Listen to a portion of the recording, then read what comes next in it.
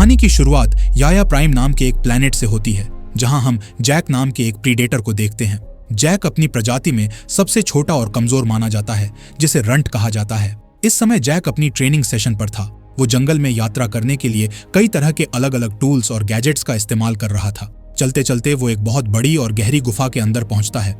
गुफा में पहुंचते ही उसका स्कैनर उसे बताता है कि उसका भाई विल आसपास ही कहीं छिपा हुआ है। जैक सतर्क हो जाता है और अपनी तलवार निकालकर धीरे धीरे आगे बढ़ता है। तभी उसे अपने पीछे कुछ आहट सुनाई देती है और वो तुरंत घूमकर अपनी तलवार से हमला करता है। लेकिन उसका भाई विल बहुत फुर्तीला था। वो जैक के वार को बिल्कुल सही समय पर रोक लेता है। अब दोनों भाइयों के बीच एक जबरदस्त लड़ाई शुरू हो जाती है। गुफा के अंदर तलवारों के टकराने की तेज आवाजें गूंज रही थीं।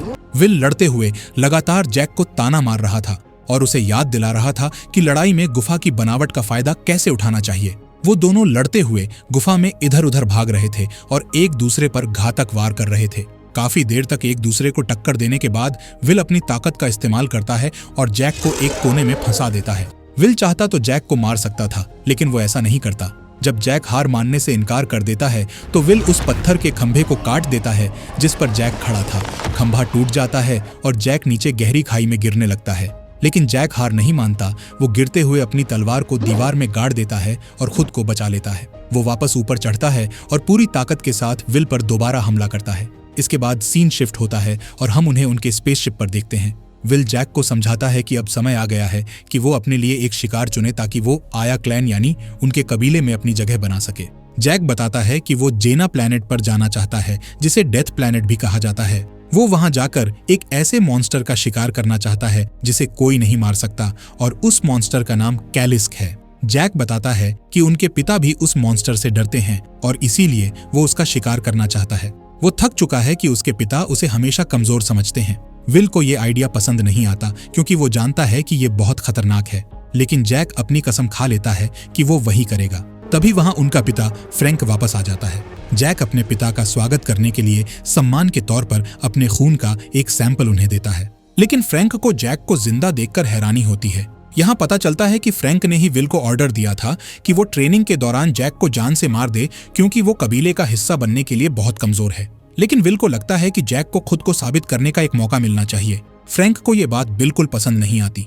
वो गुस्से में एक डिवाइस फेंकता है जो जैक को जकड़ लेता है और उसे कैद कर लेता है। फ्रैंक विल को हुक्म देता है कि वो अभी के अभी जैक को जान से मार दे, लेकिन विल अपने पिता का हुक्म मानने की बजाय जैक को आजाद कर देता है और अपने लेजर को एक्टिवेट करके जैक को शिप के अंदर धक्का दे देता है। इसके बाद विल अपना शील्ड एक्टिवेट कर लेता है ताकि वो अपने भाई को बचा सके, क्योंकि फ्रैंक ने उन पर फायरिंग शुरू कर दी थी। विल जल्दी से शिप का दरवाजा बंद कर देता है ताकि जैक बाहर ना आ सके और वो सुरक्षित निकल जाए। अब बाहर विल और फ्रैंक के बीच भयंकर लड़ाई शुरू हो जाती है। विल अपने पिता से बहुत बहादुरों की तरह लड़ता है और कुछ ही वार में फ्रैंक के हथियार को उसके हाथ से गिरा देता है। फ्रैंक अपनी कैमफ्लाज क्लॉक यानी गायब होने वाली तकनीक को एक्टिवेट कर देता है और गायब होकर विल पर हमला करने लगता है। लड़ाई के दौरान फ्रैंक विल के हाथ में खंजर घोंप देता है और फिर उसका हाथ काट देता है। फ्रैंक अपने ही बेटे को नीचे गिरा देता है। विल घायल हालत में रेंगते हुए अपनी तलवार की तरफ नहीं बल्कि अपने कटे हुए हाथ की तरफ बढ़ता है। फ्रैंक उसे कमजोर कहकर उसके सीने में खंजर उतार देता है। मरते हुए विल अपनी आखिरी सांसों का इस्तेमाल करता है और अपनी कलाई पर बंधे डिवाइस से शिप को एक्टिवेट कर देता है ताकि उसका भाई जैक वहां से सुरक्षित निकल सके और जेना प्लैनेट पर जा सके। शिप लॉन्च हो जाता है और उसकी तेज रफ्तार की वजह से जैक बेहोश हो जाता है, जबकि उसकी आंखों के सामने उसके भाई की मौत हो रही होती है। कुछ समय बाद जैक की नींद एक तेज अलार्म की आवाज से खुलती है। उसे पता चलता है कि ऑर्बिट में मौजूद मलबे से टकराकर उसका शिप डैमेज हो गया है और वो तेजी से जेना प्लैनेट की तरफ गिर रहा है। जैक तुरंत अपनी सीट पर दौड़ता है और खुद को इजेक्ट कर लेता है। वो बहुत तेज रफ्तार से जेना के आसमान से होते हुए नीचे गिर रहा है। हवा में गिरते वक्त एक विशाल पक्षी उससे टकराने वाला होता है, लेकिन जैक अपना शील्ड एक्टिवेट करके उससे बच जाता है। जैक सीधे जाकर जंगल के बीचों बीच क्रैश होता है। वो दर्द और गुस्से में जोर से दहाड़ता है। वो उस मॉन्स्टर को ढूंढने के लिए तैयार था। जैक अपने हथियारों को चेक करता है कि सब ठीक से काम कर रहे हैं या नहीं। तभी उसे पास की झाड़ियों से कुछ आवाज सुनाई देती है। वो सतर्क होकर उस इलाके की तलाशी लेने लगता है। अचानक एक बेल जैसा अजीब जीव उस पर हमला कर देता है और उसका एक हथियार छीन लेता है। जैक अपनी तलवार तैयार करता है, लेकिन तभी एक दूसरी बेल उसका हाथ पकड़ लेती है। जैक उसे काटता है, लेकिन पहली वाली बेल भाग जाती है। मुसीबत यहीं खत्म नहीं होती। जंगल में चारों तरफ से और भी बेलें निकल आती हैं और उस पर हमला कर देती हैं। एक बेल उसका पैर पकड़कर उसे जमीन पर घसीटने लगती है। जैक अपनी बो यानी धनुष निकालता है और उस बेल पर तीर चलाता है ताकि वो उसे छोड़ दे। फिर वो एक बेल को जोरदार मुक्का मारता है। जैक भागकर अपनी तलवार उठाता है और उन हमलावर बेलों को काटने लगता है, लेकिन वो जितनी बेलें काटता उतनी ही और आ जाती। अब वो सब मिलकर एक साथ जैक पर हमला कर रही थीं। जैक बड़ी फुर्ती से उनके वार से बचता है और एक मोटी बेल के ऊपर कूदकर उस पर दौड़ने लगता है। इससे उसे एक ऊंची चट्टान पर पहुंचने का मौका मिल जाता है जहां वो बेलें नहीं पहुंच सकती थीं। यहाँ से जैक को पूरे प्लेनेट का नजारा दिखाई देता है, जो देखने में बहुत ही डरावना और खतरनाक लग रहा था। इसके बाद जैक नदी के किनारे जाता है और अपने घावों को धोता है। वो अपने स्कैनर का इस्तेमाल करके एक ऐसे औषधीय पौधे को ढूंढता है जिसे बम की तरह इस्तेमाल किया जा सके। उसे एक पत्ते पर एक कीड़ा मिलता है जो लाल रंग के गोले बना रहा था। जैक उसे फेंक कर देखता है तो वो एक धमाके के साथ फट जाता है। अब वो कैलिस्क को ढूंढने के लिए आगे बढ़ता है। एक बड़े मैदान में उसे कुछ अजीब लाल पौधे दिखाई देते हैं जो उसकी तरफ देखकर फुफकार रहे थे। जैक बहुत सावधानी से उनसे बचते हुए आगे बढ़ता है। तभी उसे किसी के बोलने की आवाज सुनाई देती है, लेकिन वो भाषा उसे समझ नहीं आ रही थी। वो ऊपर देखता है तो उसे एक बहुत बड़े घोंसले में एलिस नाम की एक लड़की फंसी हुई दिखाई देती है। जैक को उसकी भाषा समझ नहीं आती, इसलिए एलिस अपने यूनिवर्सल ट्रांसलेटर को एक्टिवेट करती है। तब जैक को समझ आता है कि एलिस कोई इंसान नहीं बल्कि एक एंड्रॉइड है जिसे सिंथेटिक कहा जाता है। अचानक वहां एक जेना वल्चर यानी विशाल गिद्ध आ जाता है। वो गिद्ध एक पत्थर उठाता है और नीचे उन अजीब लाल पौधों पर फेंक देता है। पत्थर लगते ही वो पौधे फट जाते हैं और उनमें से लाल धुआं और नुकीले कांटे निकलने लगते हैं। जैक बड़ी मुश्किल से उन कांटों से खुद को बचाता है। एलिस उसे बताती है कि ये कांटे किसी को भी लकवा मार सकते हैं ताकि वो गिद्ध आराम से उसे खा सके। एलिस मदद की पेशकश करती है, लेकिन जैक कहता है कि याओया अकेले ही शिकार करते हैं।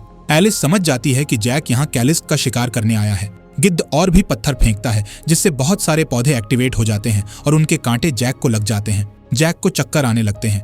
एलिस उससे हथियार मांगती है। बेहोश होने से ठीक पहले जैक अपनी एक छोटी तलवार एलिस की तरफ फेंक देता है।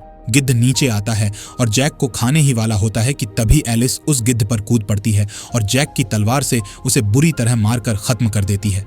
जैक बेहोश होने से पहले एलिस को हाथ हिलाते हुए देखता है। कुछ मिनटों बाद जैक की आंख खुलती है। एलिस ने उसे उसी फूल से बना एंटीडोट दे दिया था जिससे वो ठीक हो गया था। जैक खड़ा होता है और एलिस को भी उठने में मदद करता है। तभी वो देखता है कि एलिस के शरीर का निचला हिस्सा गायब है। एलिस बताती है कि वो वेलैंड यूटानी कॉरपोरेशन की भेजी हुई एक सिंथेटिक है, क्योंकि इंसान इस प्लेनेट पर जिंदा नहीं रह सकते। जैक को इससे कोई फर्क नहीं पड़ता और वो उसे वहीं छोड़ देता है। लेकिन एलिस उसे बताती है कि बहुत से शिकारी कैलिस्क के लिए आए और कोई नहीं बचा, लेकिन वो बच गई। वो कहती है कि अगर जैक उसे अपने साथ ले जाएगा तो वो उसे कैलिस्क की मांद यानी डेन तक ले जा सकती है। इससे एलिस को उसके पैर मिल जाएंगे जो बेस पर हैं और जैक को उसका शिकार। जैक समझ जाता है कि कैलिस्क ने ही एलिस की ये हालत की है, लेकिन वो फिर भी उसे साथ नहीं ले जाना चाहता। लेकिन जब एलिस कहती है कि वो एक उपयोगी औजार है तो जैक को लगता है कि एक औजार का इस्तेमाल करना उनके कबीले के नियमों के खिलाफ नहीं है, इसलिए वो उसे साथ ले जाने के लिए तैयार हो जाता है। जब वो जंगल में सफर कर रहे होते हैं, एलिस एक पल के लिए भी चुप नहीं रहती और लगातार सवाल पूछती रहती है। नदी पार करते समय पानी के अंदर से कुछ अजीब कीड़े उन पर एसिड थूकने लगते हैं। जैक एलिस को अपनी पीठ पर उठा लेता है ताकि वो तेज भाग सके, लेकिन आगे रास्ता बंद मिलता है। एलिस इस मौके का फायदा उठाती है और जैक को सिखाती है कि दिमाग का इस्तेमाल कैसे करते हैं। वो जमीन पर एक चिपचिपा फल फेंकती है। वो सारे कीड़े उस फल को खाने के लिए दौड़ पड़ते हैं और उन पर हमला करना बंद कर देते हैं। नदी से निकलने के बाद जैक कुछ बेलों को काटता है और उनसे एलिस को अपनी पीठ पर कसकर बांध लेता है ताकि चलने में आसानी हो। शाम को वो रात बिताने के लिए रुकते हैं। जैक अपने डिवाइस से रोशनी करता है। एलिस बताती है कि उसकी क्रू 2 साल पहले जेना प्लेनेट पर आई थी और वो उस गिद्ध के घोंसले में लगभग 2 हफ्तों से फंसी हुई थी। उसे उम्मीद थी कि मेगन नाम की दूसरी सिंथेटिक उसे बचाने आएगी। वो बताती है कि उन दोनों में बाकी मॉडल्स से ज्यादा संवेदनशीलता है। जैक को लगता है कि संवेदनशीलता एक कमजोरी है, लेकिन एलिस मानती है कि ये दूसरों को समझने के लिए एक ताकत है। एलिस हमेशा लैब में रहती थी, लेकिन एक दिन मेगन उसे बाहर घुमाने ले गई थी और उसी दिन कैलिस्क ने उन पर हमला कर दिया था।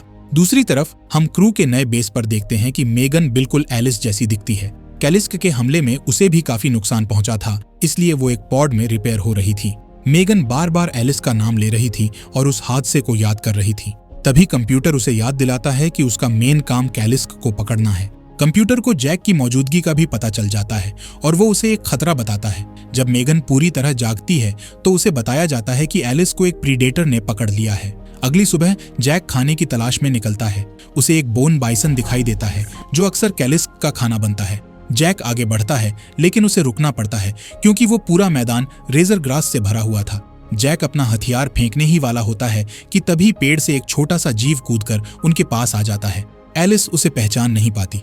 जैक उसे डराने के लिए उस पर दहाड़ता है, लेकिन वो छोटा जीव यानी स्कॉट भी पलटकर जैक पर दहाड़ता है। फिर वो छोटा जीव बिना किसी डर के उस रेजर ग्रास वाले मैदान में बाइसन के पीछे दौड़ पड़ता है, क्योंकि उसकी चमड़ी इतनी सख्त थी कि उस पर तेज घास का कोई असर नहीं हो रहा था। जैक को गुस्सा आता है कि कोई और उसके शिकार के पीछे जा रहा है। वो पेड़ों के ऊपर से कूदते हुए बाइसन का पीछा करने लगता है।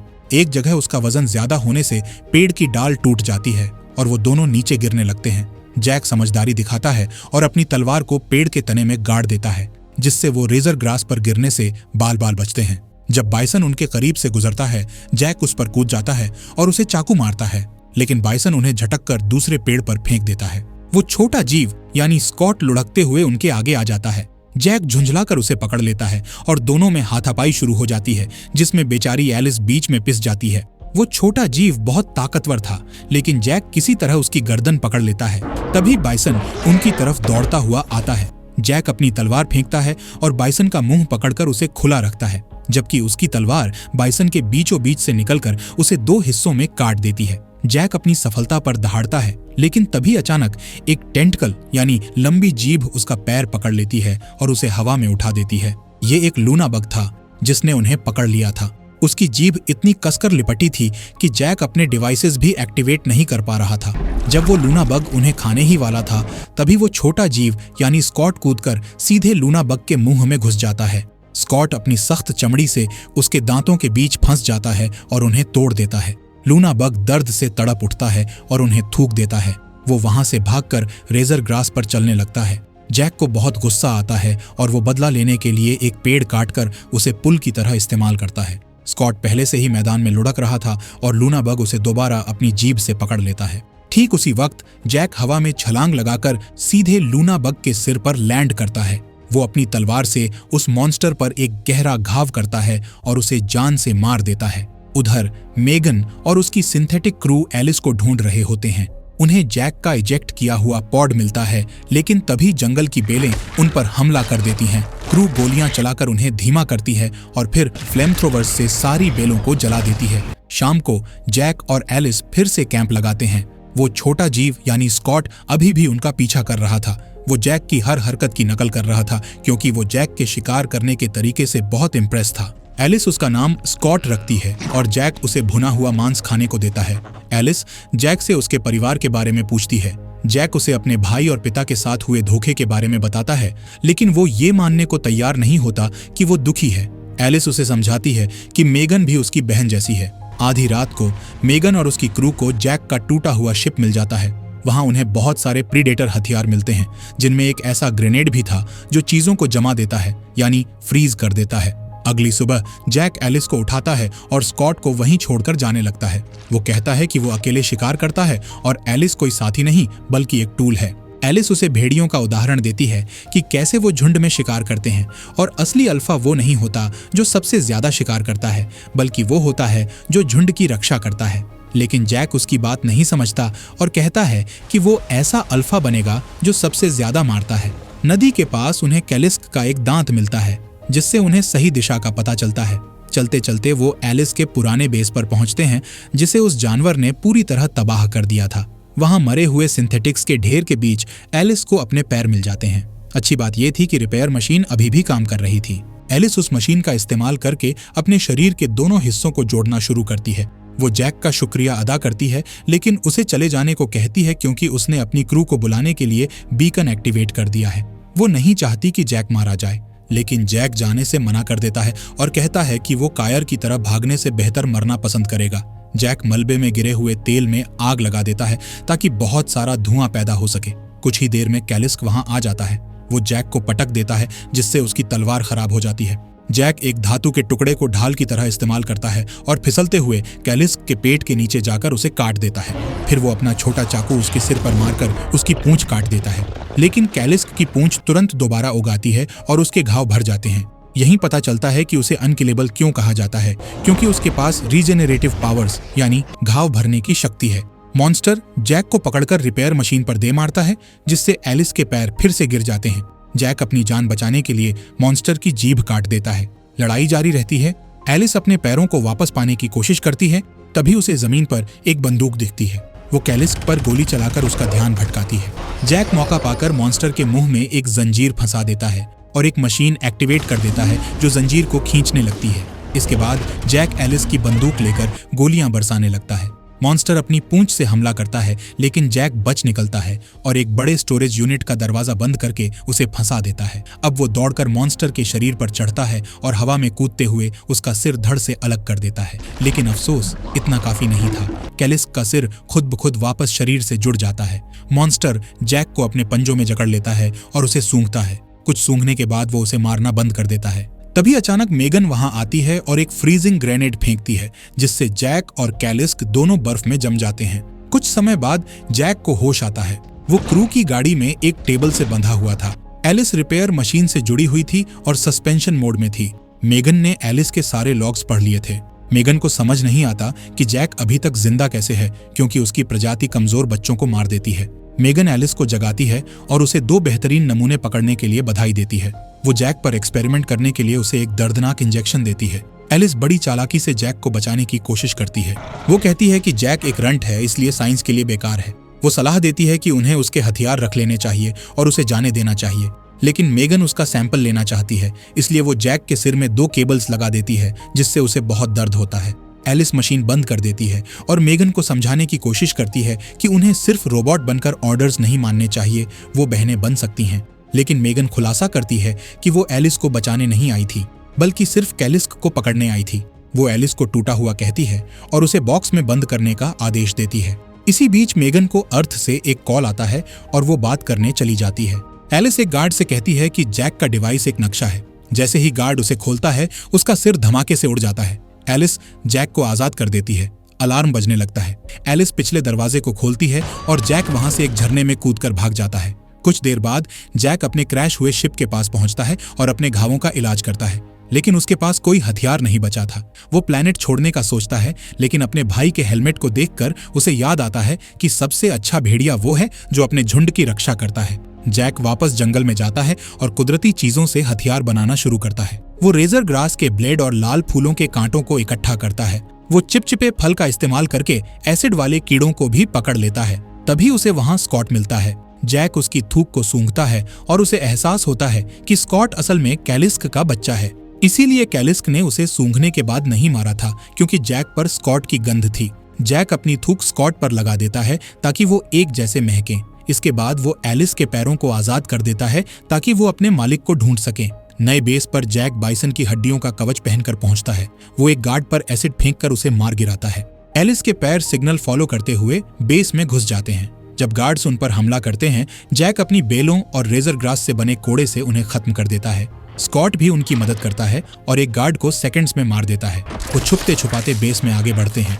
जैक कुदरती हथियारों से सिंथेटिक्स की पूरी फौज को तबाह कर रहा था। लैब के अंदर एक गार्ड उसे घेर लेता है तो जैक कांच का पिंजरा तोड़ देता है और एक बेल उस गार्ड को मार डालती है।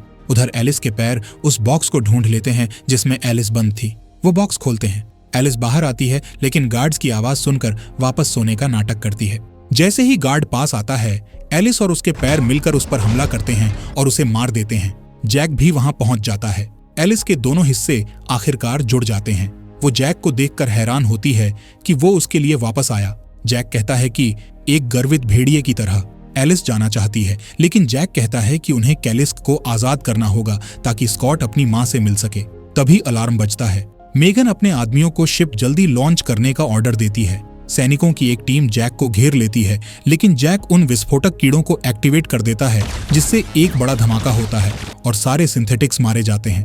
तभी मेगन एक विशाल बैटल सूट पहनकर सामने आती है। वो जैक के शिप से चुराए हुए लेजर से हमला करती है, जिससे जैक का एसिड वाला कीड़ा मर जाता है।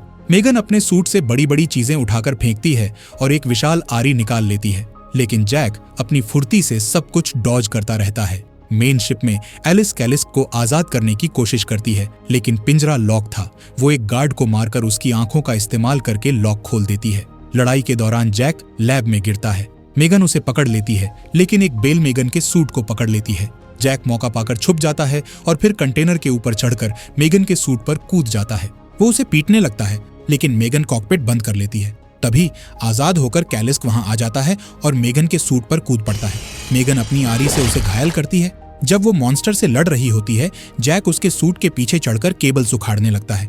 मेगन कैलिस्क पर ग्रेनेड फेंकती है, लेकिन जैक एक लोहे की रॉड से उसे मारकर वापस सूट पर गिरा देता है। ग्रेनेड फटता है और बर्फ की वजह से सूट का हाथ जाम हो जाता है।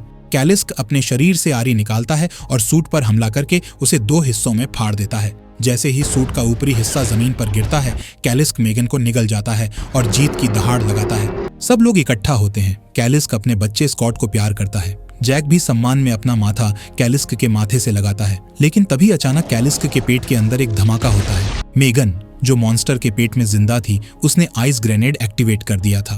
कैलिस्क के परखच्चे उड़ जाते हैं। मेगन मलबे से बाहर निकलती है और एलिस पर हमला करने की कोशिश करती है, लेकिन जैक पीछे से आकर उसे तलवार घोंप देता है और उसे हमेशा के लिए खत्म कर देता है। स्कॉट आता है और मेगन का सिर धड़ से अलग कर देता है। कुछ समय बाद जैक वापस अपने घर याया प्राइम पहुंचता है। वो मेगन का कटा हुआ सिर अपने पिता फ्रैंक के सामने फेंकता है। फ्रैंक अभी भी उसे कलंक मानता है और 2 गार्ड्स को उसे मारने भेजता है, लेकिन जैक अब बदल चुका था। वो बड़ी आसानी से दोनों गार्ड्स को मार देता है। फिर जैक और फ्रैंक के बीच लड़ाई होती है। फ्रैंक अपनी कैम्फ्लाज क्लॉक का इस्तेमाल करके छुप जाता है। जैक शिप का इंजन एक्टिवेट करके धूल भरी आंधी पैदा करता है, जिससे उसे फ्रैंक की लोकेशन दिख जाती है।